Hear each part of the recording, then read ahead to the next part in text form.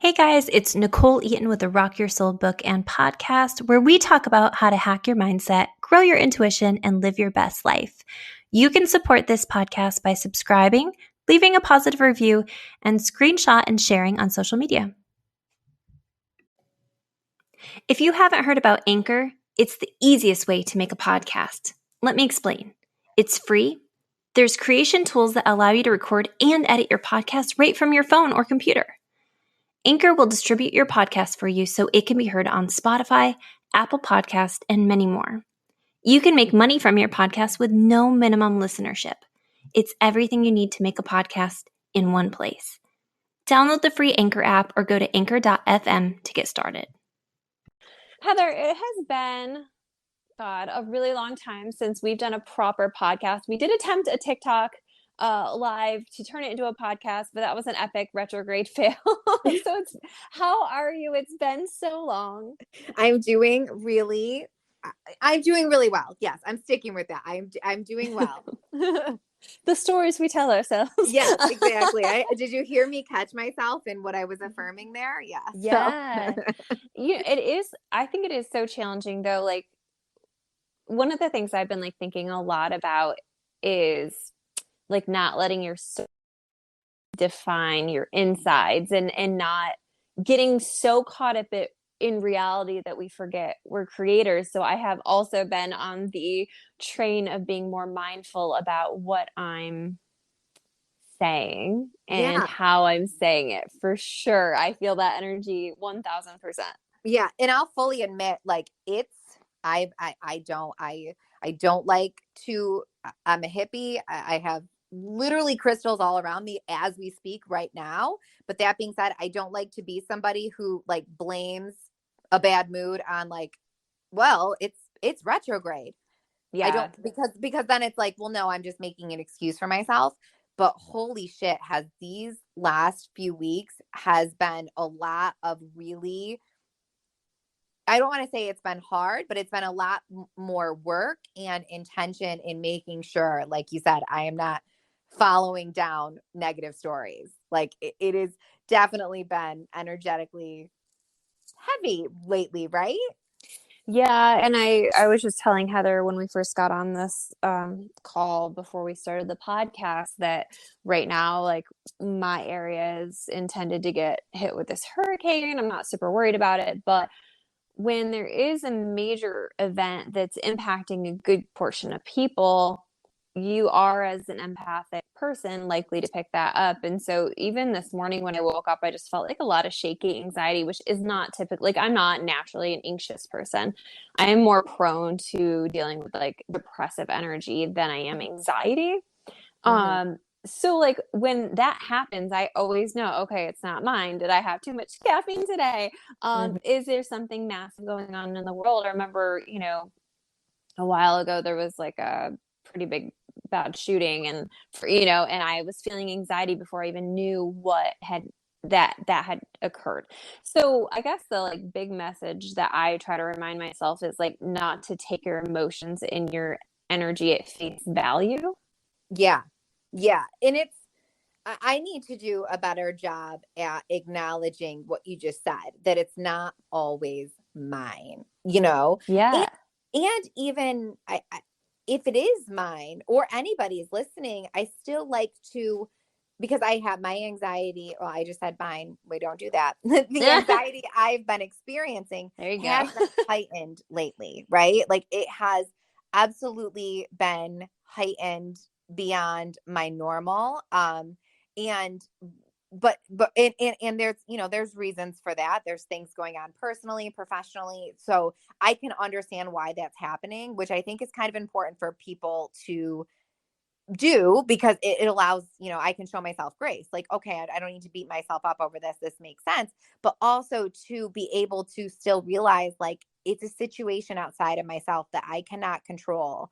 And so I don't want to claim it as my own by saying, what I just said, my anxiety. No. It's something I am experiencing that is temporary and that I am working through and towards, and I'm fine and I am doing well. And, this is just an energetic state right now, and trying to keep that wording. But yeah, there's been a lot of reminding myself of what you've heard me do it twice so far. Like, oh no, I don't want to own this right now. I think dealing with anxiety, there's like a twofold process. And the first one is it even mine? Is there a Mhm. world event? Is there heavy energy in my family? Is there a situation in my family where even though I'm not concerned, maybe somebody close to me is really anxious about? And so I think the big thing that you can kind of do when you're starting to notice the experience of anxiety, I'm going to use your wording because it's Uh-huh. brilliant. When you notice that experience of anxiety, is ask, is it mine? 9 times out of 10, if you ask that question, if it's not yours, it will alleviate at least a little bit. Yes, That is like the absolutely. big way to tell if it's anxiety. And then you can ask yourself what things are sparking my anxiety, are sparking my anxiety right now. And for me, like today I woke up with this shaky anxiety. I have no reason. I have the whole day to work. I actually, like, all of my engagements that I had today got canceled and tomorrow got canceled. So my schedule just completely cleared out, which is something as a Cancer I absolutely love. I'm like a Mhm. homebody at heart. I love a good day where I can catch up on like laundry and make my space nice. And it's been really go, go, go busy. So I'm really grateful for that. So I'm looking at my things in my world and I'm like, no, none of this is mine. Like, I'm really not matching up anywhere. And so asking that question will help shift that energy. The thing people don't realize about energy, I feel like I said that really funny, like really Southern. But the things that people don't recognize about energy is that it feels really um, trapping is the Mhm. word I want to use. I think that that's another way I can recognize if I'm doing the things I know are like usually self-soothing or self-care and they're not working. I have to approach my energy first. Yeah. Yeah, absolutely. Absolutely. That's how it feels to me. It feels circular. Like it Yes. just repeating the same kind of thought process and whatever. And I'm lucky and I'm grateful that I've gotten, through meditation, through my work on myself, that I catch myself in negative thought loops and I don't allow them to happen for the most part. And Yeah. that's important to do, is to be, to try to be mindful and aware of, like, okay, am I telling myself a story right now? Is that story working in my favor? Do I even know if this story is true? Okay, well, what happens if this story would become true? And I think that scared the hell out of me, that question. In the while, I was like, well, I can't think about that, thinking about the worst case, but that's usually what we're doing anyway. So when we Yeah. consciously do it, and then we can kind of realize, okay, well, I'm done with it. I've had that thought. So like all of those things, for the most part, I don't do that anymore because of, running through that process so many times. But even still, it's like this trapped energy that I think just stays inside of us, that we just have to continue to work with and channel as best we can into, I don't want to like spiritually bypass and say positive things, because that doesn't always feel, accessible depending on like what our current state is, our current mood is, but just trying to not let it run us. And like for me, that's helpful, of just remembering, like, this isn't always mine. So I'm going to do my Yes. best to, even though this feeling, I go to, Christy is going to do Reiki for me next week, and I can't wait because I very much need it right now. Yeah. But I tell her all the time, like, I got that thing on my chest. Like, it's not mine, but it's just sitting there. So if we could like move it away, but that's something I think we can do ourselves, is when we can identify, like, oh, where am I feeling this in my body? For me, if I'm feeling any sort of anxiety, worry, whatever, it sits on my chest. And so me being able to identify that, I actually picture that feeling, like balling it up. I picture the energy getting balled up and swirled together and it being moved elsewhere. And it helps like a lot.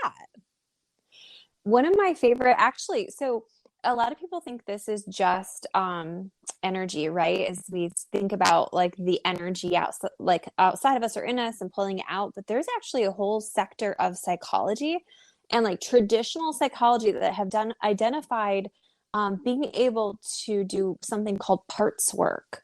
Mm-hmm. And the parts work is basically like talking to different parts of yourself. What part of me experiences trauma? What part of me is holding on to the anxiety and then pulling it out of you, seeing what it has to say, clearing it out if you can, putting it back in if it needs to go, maybe a little lighter, a little smaller. Like, we can do so much through the power of intention, through the power of our mind, and through the power of just moving the energy around. And that's like a psychologically, if you're not somebody who's like super spiritual and you're like, energy, what, that's a really good reminder that that's not just the energetic practice. That is a actual based in psychology. They do trainings across the world on it, called parts work. So you can do this in several ways of just like paying attention. One of the best things to do is when you are in a good space, note what your body feels like. We're so far removed from being in our body, and the more we're in our heads, the more we're disconnected from our body. So that's why I know you love exercise. I love exercise. Putting yourself into your physical body every single day, however Yes. that looks, because the more you're aware of your physical body, like, you can go, oh, geez, yesterday I felt really light and really good. And today I have just this weird heaviness on my chest. I wonder what that is. And then we can begin to get curious about it instead of falling into the victimhood of it.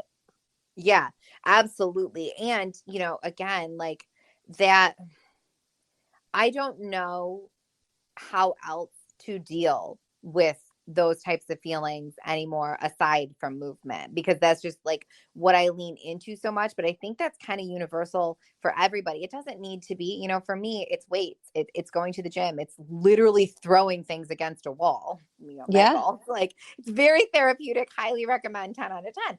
But that doesn't need to be everybody's experience. Just moving, putting on a good song and dancing, shaking, going on a walk, anything to just, it's energy that you're feeling. So getting that out of you means expending it in some way. I mean, how many people like power clean when they're feeling upset or anxious or whatever? It's the same type of thing, right? It's just a different mode of movement. Absolutely. And a lot of people who can't settle to do something like meditation do better with power cleaning, do better with movement. I'm a big advocate of the Epsom salt bath. I do 1 or 2 a week minimally, saging your house, getting your energy clear. Like, there are just times where I've been so stuck in a thought process, and then I took an Epsom salt bath. And I'm like, oh, I'm literally not even thinking about that anymore. And it's really, we can pay attention to our energy first and have it impact the way we think about things. And so I'll say to you again, if you've tried and tried and tried and you can't get off this thought process, or you're in a loop, and that's like usually how I tell, is if I get in a loop about something that I feel like nothing I'm doing, I'm having a hard time focusing on anything else, that for me is a sign that I'm in an energy and not just a thought process. And so you can do these things like movement. You can do these things like clearing your energy through a meditation. I even like to put on binaural beats through YouTube, and I'll just sit there with them on while I do my work. It usually helps me focus, but I'll just put on like anti-anxiety or stress relief ones, or I've been really into one that is like talking with God. It's just music, but it's like a frequency of the energy of the universe.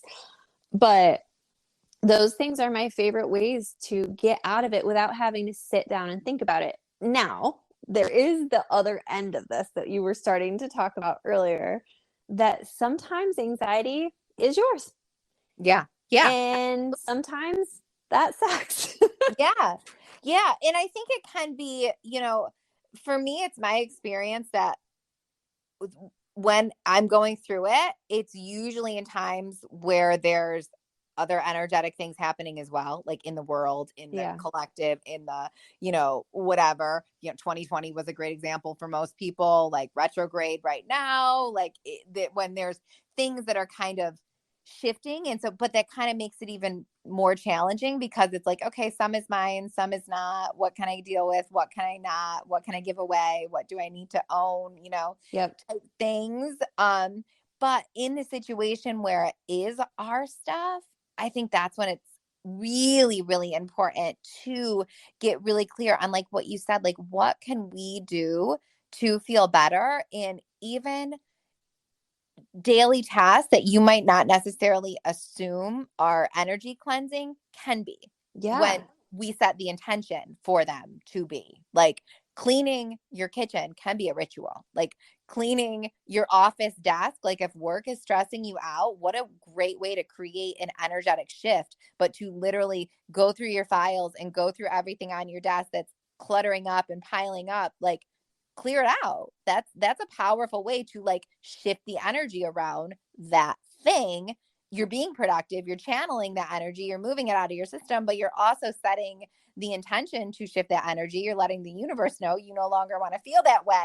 Like all these different processes can happen with a seemingly mundane task when the right intention is behind it. Sometimes it's just back to the basics, making sure you get a good night's sleep, making sure you're drinking enough water, making sure that you're surrounding yourself with people who aren't perpetuating stories of victimhood. Yeah. That's a big one.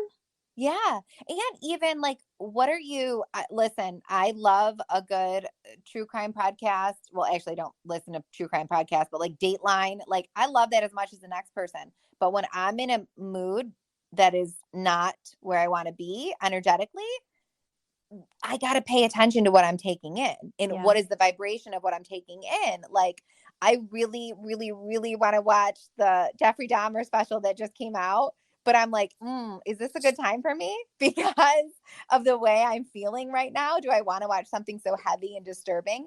Probably not, And so yes, it's escapism, but I really want to make sure that I'm consuming things that are more in a light nature, even if they seem unrelated to, kind of the upset I'm feeling, because it isn't, it's completely unrelated, but just making sure that I'm heeding the information that I need to be taking in and paying attention to, like getting really clear on that part. It helps because it's easy when you're in like kind of these states to just sink more into the negative stuff, because it almost feels good when you're there, like, because it's what your body is knowing and searching for. And like, so eating heavy things, like all those things where it's like, no, that's not actually what I need to do. I need to be paying really close attention and, clearing things out.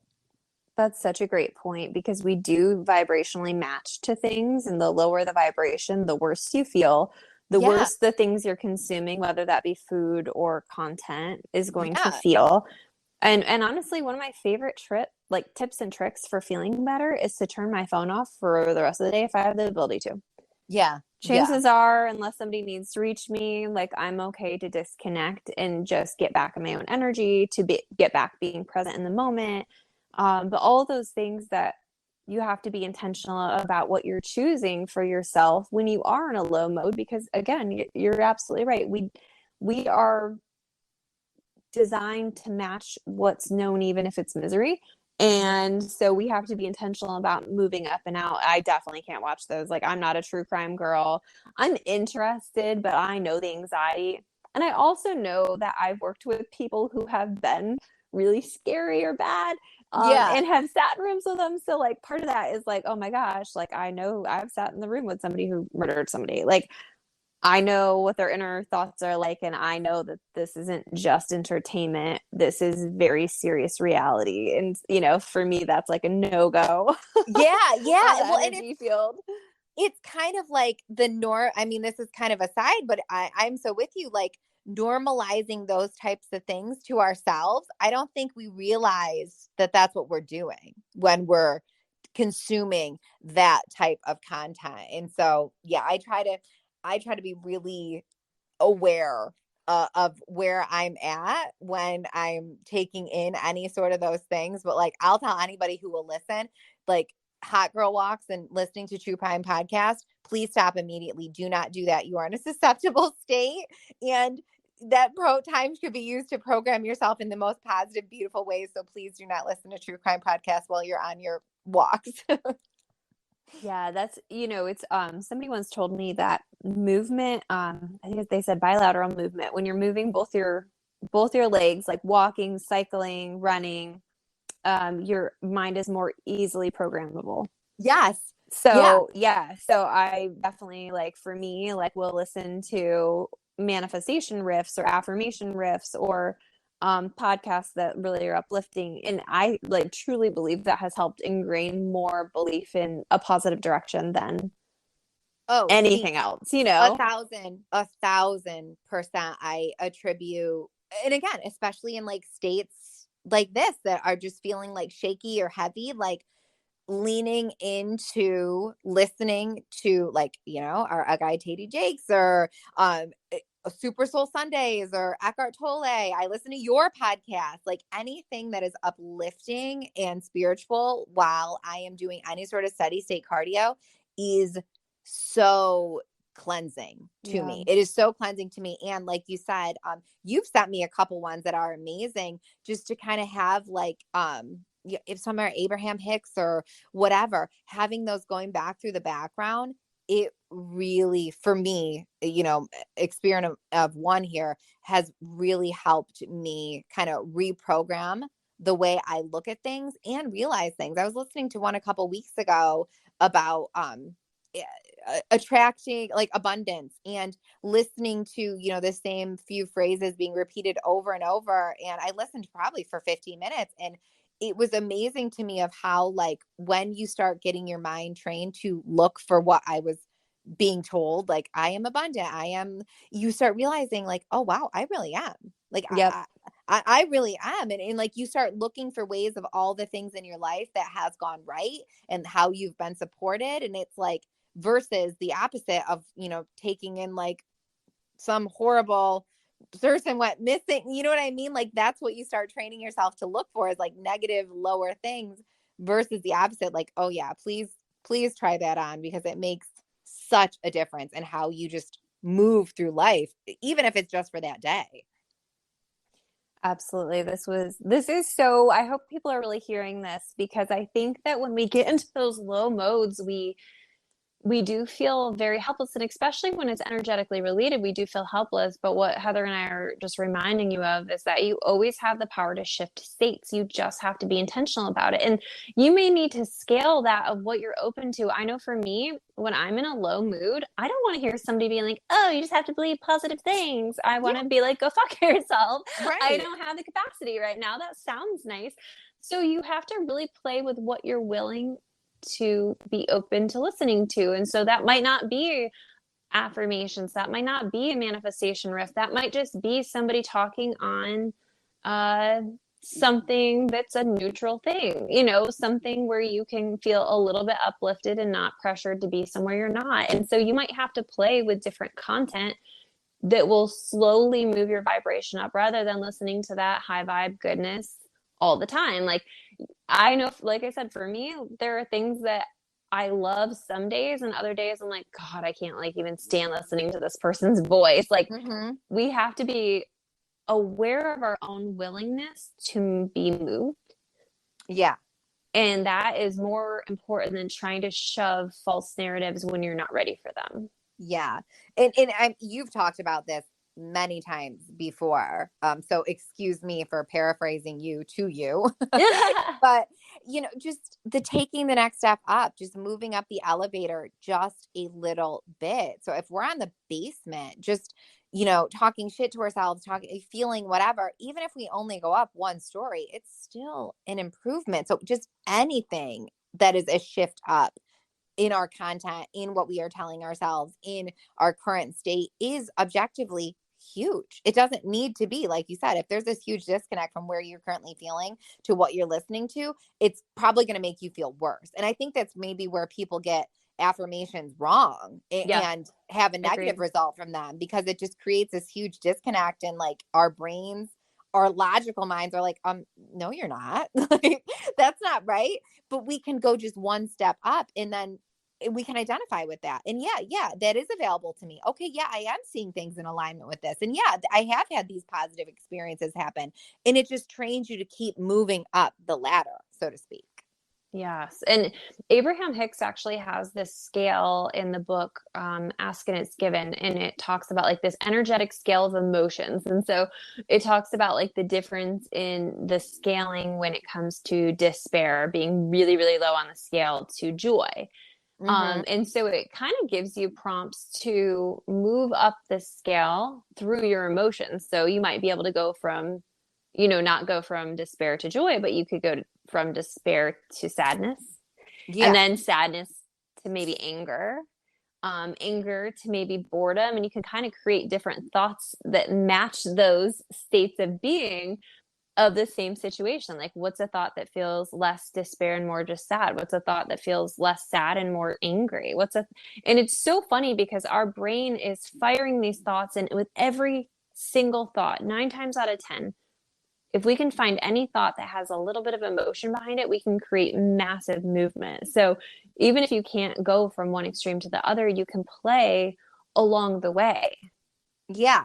And I think that's important to remember, because hearing that moving from sadness to anger is an upgrade isn't something that I think many people are aware of, right? Like we think that it needs to be like one extreme up, where it's like, no, you can go from like being sad to pissed off, and that's an improvement, right? Like, and so just taking those steps wherever we can take them, even if it doesn't feel like a huge leap, as long as you keep moving, Yes.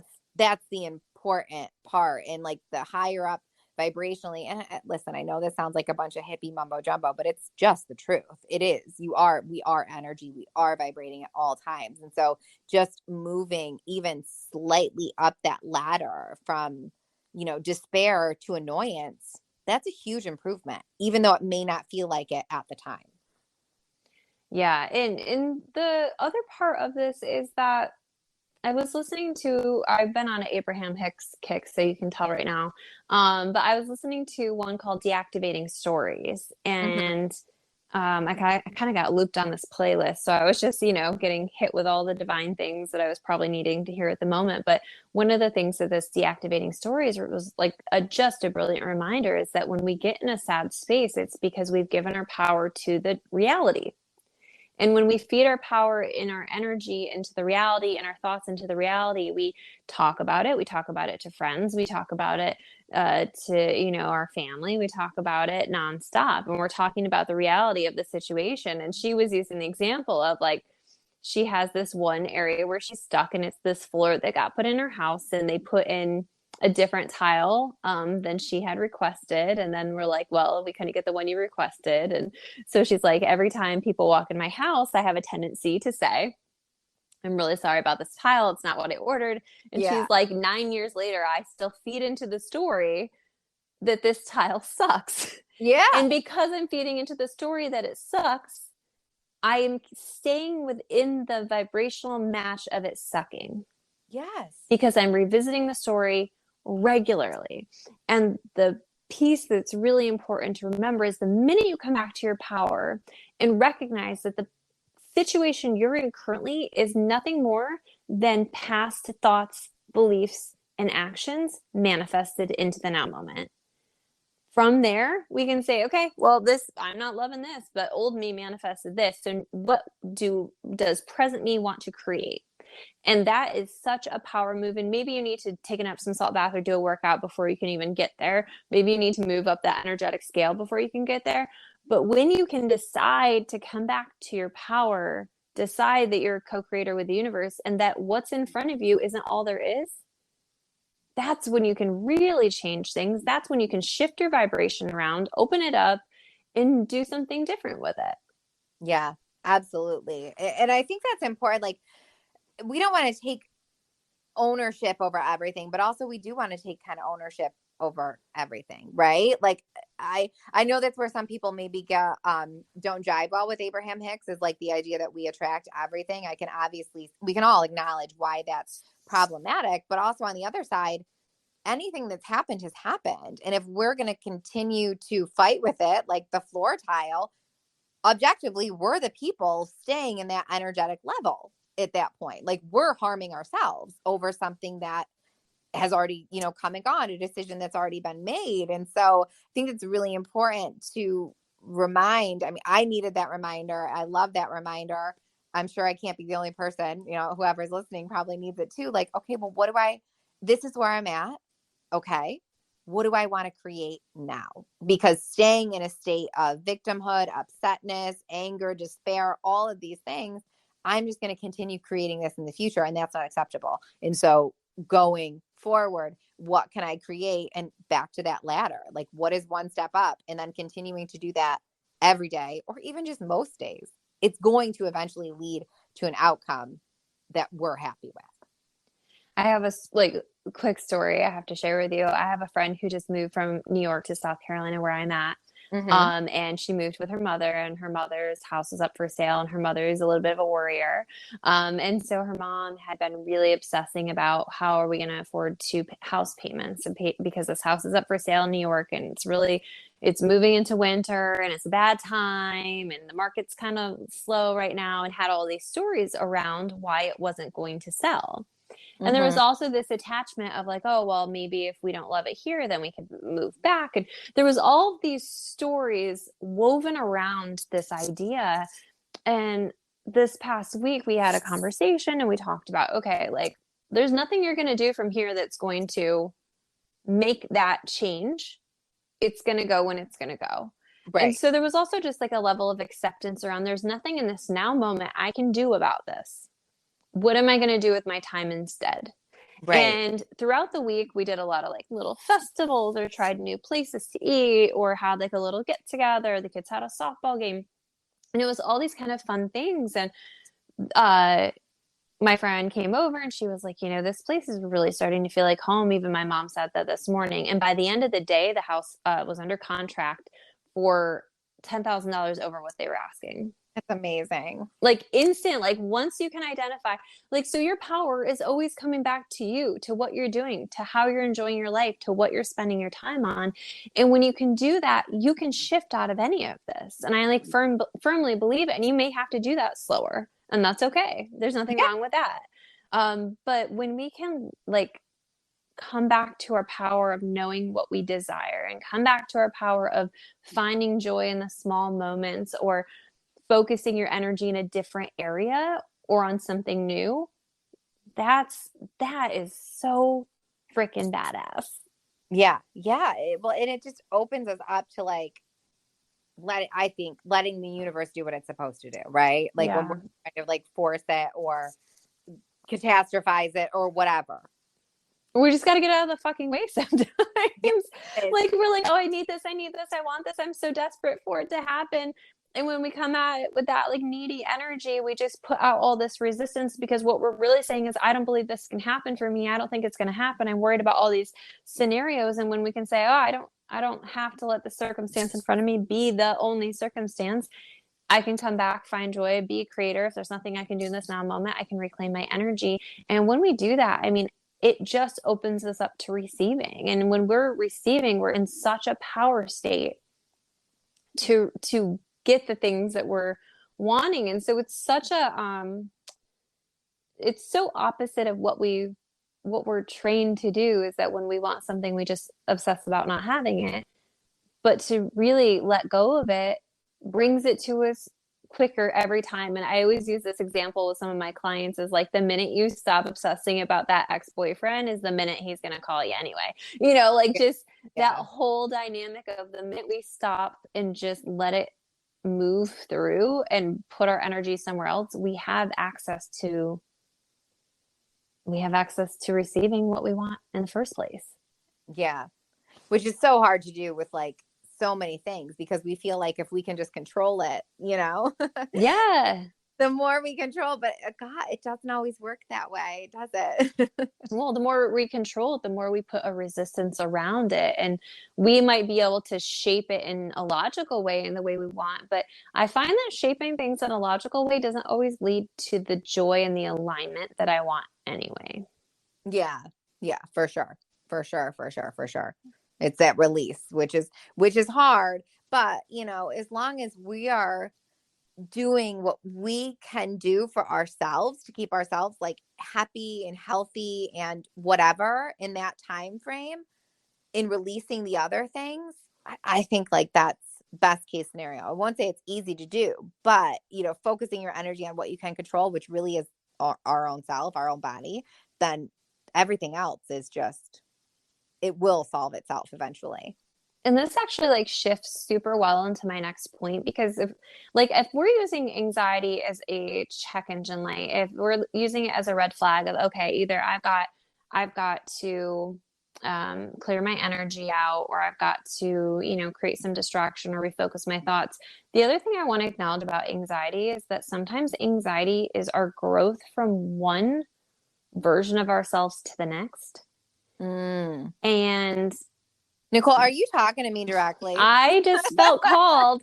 I think that is really scary to, or can feel really intimidating to figure out who this new version of us is and what they do and what they're about when we're in that phase, and what happens within us when that is going on, when we're leveling up to our next experience, next opportunity, next relationship, next phase of life, that it can be this process of releasing old parts of us that we thought were really solid parts of us. And not that they are bad, but they might be in the way.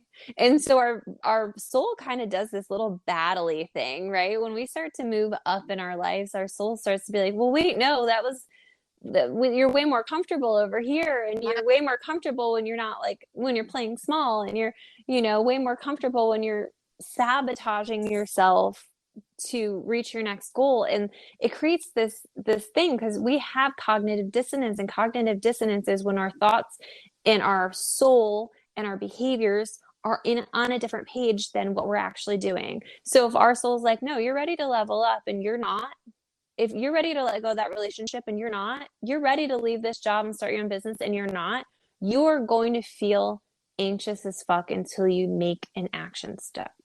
Yeah. God, yeah. I mean, it's that whole thing. Like, what is often keeping you comfortable is usually also what is keeping you stuck, which can be okay in certain points. Like, right? Like, we all love a good comfort zone. You just have to earn the right to be there. And then you can't overstay your welcome when you're there, because then what happens, right? Yeah, I think that's important. And what a beautiful reframe for anybody, to kind of think like, okay, yeah, I am experiencing some anxiety right now, but I am also up leveling. I'm shifting into a new version of me. I am going to be receiving all of these things that I've been trying to manifest, or I am going to be receiving whatever the universe thinks is my next step, even though I don't know what it is. Of course, that's going to make you feel anxious, nervous, excited, fearful, because all those are so similar. And so it's kind of like, yeah, what an awesome way to remind yourself, like, all right, this might feel a little bit unsettling, but that makes sense because I am in a period of unsettlement, but eventually I'm going to land where I need to be. And that's going to be a place where I like. Absolutely. And it's so funny because sometimes we don't even notice we're leveling up. I actually had a conversation with a friend last night, and she goes, you've changed so much in the last few years. And I was like, really? I don't feel super different. She goes, the way you just don't let anybody disrespect you anymore, and the way that you have such firm boundaries in areas that you would have traditionally felt guilty about, or the way that you advocate for yourself. And I'm just like, yeah, I guess you're right. And like, I've been grappling with, am I too assertive and aggressive at this point? Like, am I getting to a place where, it's more than boundaries, and it's aggressive, and it's just because it's such a far cry from the version of me that would have never, and so I think we can kind of go through these phases where we've actually leveled up, but we don't recognize the level up because it is in a smaller way, like setting boundaries or speaking up for yourself or advocating for your child, or getting into this space where you're no longer afraid to advocate for who you are and what you desire. And you're willing to risk what isn't going to line up. Yeah. Which is scary because that's often people, right? Yeah. So, yeah, absolutely. It's so funny because I think losing people or having relationships fade away and, shift out, and even with friendships and dynamics in certain ways, like, I think that that's such a mind fuck because we really look outside of us to validate a lot of what's within us. And we were talking earlier about stories, and I would just ask you to really take a good inventory of your life and see who's matching your new stories and who's matching your old stories. Who's okay with the old stories about who you used to be, what kind of person you used to be, who expects you to be the person you used to be, or who is challenging you, honoring you, supporting you, recognizing within you the strengths that you've improved on, the things that you've done to put yourself out there. It's so important. The people around you are so vital to your growth and to your mental health. Yeah. And that can be really lonely, I think. And which again is also going to bring feelings of uncertainty, of anxiety, whatever, but it's productive. As shitty as that sounds, but it really is. And paying attention to kind of like something I try to be aware of is who am I around when I'm acting in a way that I don't want to act anymore too, right? Like Yeah. responsibility for our own shit. Like who is bringing out that and like being kind of aware of like, okay, well, what boundaries do I need to create with myself that will allow me to stay in my integrity and in my whatever. And that can be it can be lonely, especially in places like, I think for anybody, because it's like meeting people at this age is hard. And so we cling to old relationships because they're what we know. And because like making, new friendships at, past really college can be taxing. But it's also like sometimes you just got to let shit go and trust that your people will be found eventually. I think those like isolating times are such a good reminder to like come back to your truth, come back to like really exploring who you are. And the more you strengthen that within yourself, like there's a book called Burn After Reading or something. It's Yep. like a journal. Yeah, it's a journal, and it's just like inquiring about your past, your present, and your future, your likes, your dislikes. And we just don't spend enough time. Like when we're dating somebody new, we're like, I want to know everything about you and I want to know why you work and how you work. And then we go through our day and we don't even ask ourselves, I want to know everything about you. I want to know how you work and why you work, and what things you love and what things light you up. And the more you can spend in those times where you're feeling a little isolated or lonely, or you're in that growth phase where it's shedding people or situations, Mm-hmm. the more you can dive into yourself, the quicker and easier you're going to attract the right people. Yeah. And, just kind of piggybacking off of that, don't assume that because you've gotten to know yourself once that you're done. Because, like you just said, you're a different person than you were a couple of years ago, and you're not even fully aware of it, right? Like, Right. And it's funny, like me listening to you, like our relationship has developed over the last year, and I'm like, I only know you as that person, right? Yeah. And so just all that to say, like making it a kind of a habit of checking in with yourself every so often, I would say at least yearly. Like, and here we're coming into the last quarter of a year, so it's probably a good time to start doing it and chewing on it. But like, okay, who am I right now? What is making me work? Where do I want to be? Because chances are it's going to be vastly different than it was a couple of years ago, and we don't even know it about ourselves, right? Absolutely. And so getting to know yourself time and time again is again going to decrease the cognitive dissonance. It will get very clear. Actually, one of the things that I encourage people to do with manifestation is to write what you desire, to be really clear within yourself. And I actually had a call yesterday, and there was some stuff going on at work, and I was like, write down what you're willing to do and what you're not willing to do, so that if somebody drops something off on your desk that is in your I'm not willing to do this list, it is going to be a quick, clear no. Yeah. Same with manifesting, same with what you want, same with people. Here's what I do want. And the more clear you can get, it'll be a absolute yes, it'll be an easier yes, and it will be an easier no when something isn't in alignment.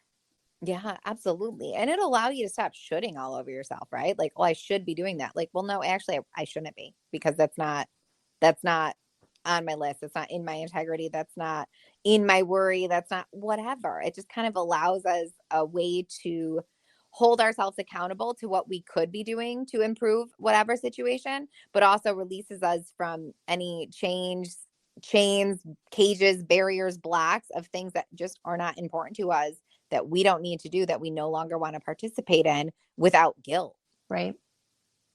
This conversation is so good, and it's so needed, because I know even as we come out of retrograde, and I know that this is probably going to be released after retrograde, We're but almost there. We're so close. We can see the end in sight. But, sometimes that heaviness does linger a little bit. But I think there will be more momentum for people. But, it's a good conversation because I know I needed to have it. I know that you needed to have it. And I think that the minute we just have these conversations about growth and about manifesting and keep reminding both you, the listener, and us as the people who teach this every day, like, it doesn't matter how much I teach this, I will need a reminder anytime I start to shift out of my vibration or shift out of my alignment.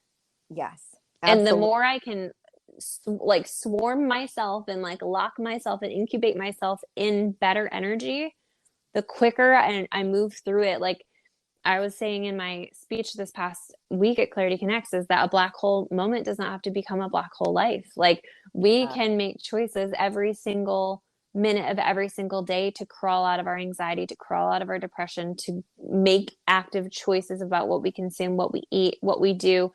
And if we remember that, there is no reason we can't begin to make massive shifts in our life, which will equate to massive shifts in our future. Absolutely. All right. I loved this conversation. I am so happy to be back at these conversations. Me too. Make sure you connect with Heather. Heather, where can people find you? Instagram, Twitter, Maio, MAIO, or my website is just heathermaio.com. Perfect. And you can find me at NicoleEaton.com or at NicoleEaton.xo on Instagram and TikTok. We're so appreciative of everybody listening. I know I've gained some momentum from TikTok over here. So we love questions. If you guys have questions for us, feel free to reach out, DM us, shoot a message, and we would love to answer it on the podcast. But thank you, Heather. This was amazing. I appreciate you always. Thank you. Thank you so much for listening to the Rock Your Soul book and podcast. Take a moment to book a one-on-one session with me or purchase my trainings at NicoleEaton.com. Join the Rock Your Soul Facebook group or follow me on Instagram at NicoleEaton.xo. And if you loved this podcast, don't forget to share it. Thank you.